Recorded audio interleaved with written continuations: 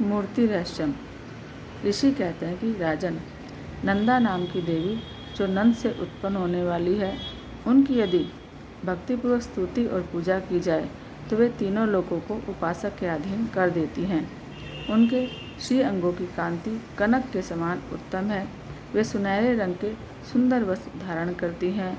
उनकी आभा सोने के समान है और वे सोने के ही उत्तम आभूषण धारण करती हैं। उनकी 4 भुजाएं कमल, अंकुश, पाश और शंख से सुशोभित हैं।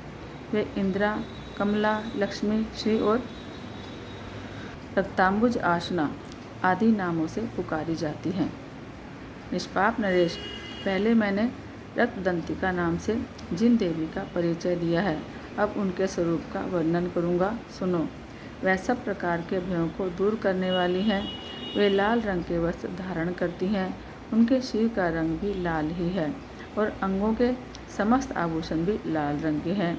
उनके अस्त्र शस्त्र, नेत्र, सिर के बाल, तीखे नख और दांत सभी रक्त वर्ण के हैं। इसलिए वे रक्तदंतिका कहलाती और अत्यंत भयानक दिखाई देती हैं। जैसे स्त्री पति के प्रति अनुराग रखती है, उसी प्रकार देवी अपने भक्त पर स्नेह और रखते हुए उसकी सेवा करती हैं। देवी रक्तदंतिका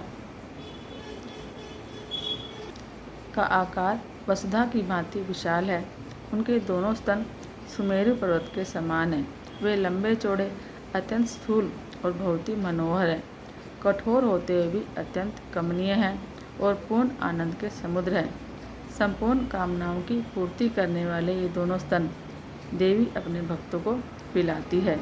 वे अपनी 4 भुजाओं में खड्ग, पानपात्र, मूसल और हल धारण करती हैं। यही रक्त चामुंडा और योगेश्वरी देवी कहलाती हैं।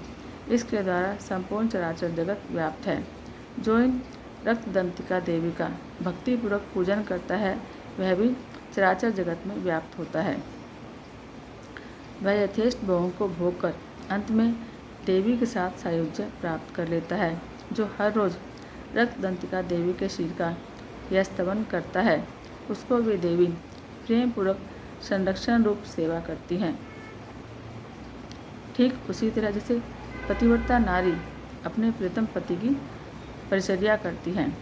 शाकंभरी देवी के सिर की कांति नीले रंग की है। उनके नेत्र नील कमल के समान हैं। नाभि नीची है और त्रिलोकी से विभूषित मध्य भाग सुषम है। उनके दोनों स्तन अत्यंत कठोर, सब ओर से बराबर, ऊंचे, गोल, स्थूल और परस्पर सटे हुए हैं। वे परमेश्वरी कमल में निवास करने वाली हैं और हाथों में बाणों से भरी सृष्टि, कमल, शाख समूह और प्रकाशमान धनुष धारण करती हैं।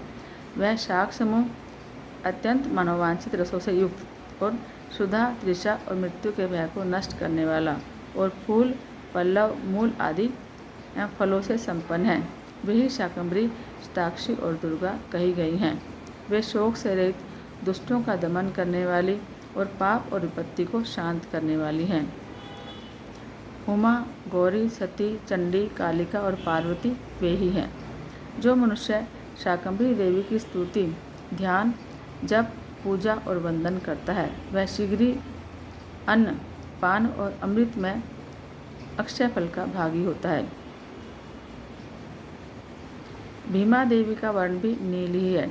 उनकी दाढ़ें और दांत चमकते रहते हैं। उनके नेत्र बड़े बड़े हैं। स्वरूप स्त्री का है। स्तन गोल गोल और स्थूल है।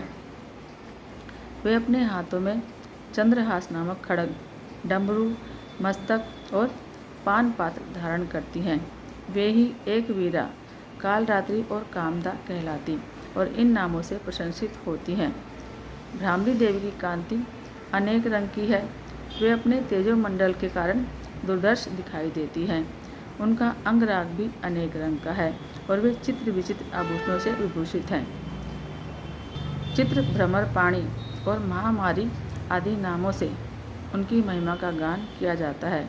राजन, इस प्रकार जगन माता चंडिका देवी की ये मूर्तियाँ बतलाई गई हैं, जो कीर्तन करने पर कामधेनु के समान संपूर्ण कामनाओं को पूरा करती हैं।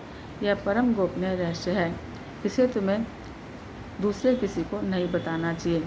दिव्य मूर्तियों का यह व्याख्यान मनोवांछित फल देने वाला है। इसलिए पूर्ण प्रयत्न करके तुम निरंतर देवी के जप में लगे रहो।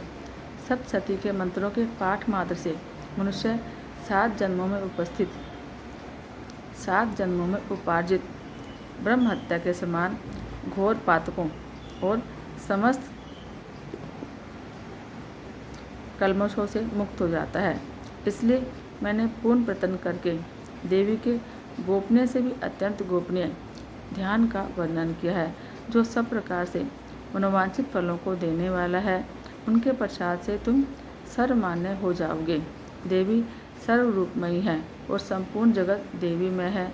अतः मैं इन विश्वरूपा परमेश्वरी को नमस्कार करता हूँ। अथ मूर्ति रहस्यम।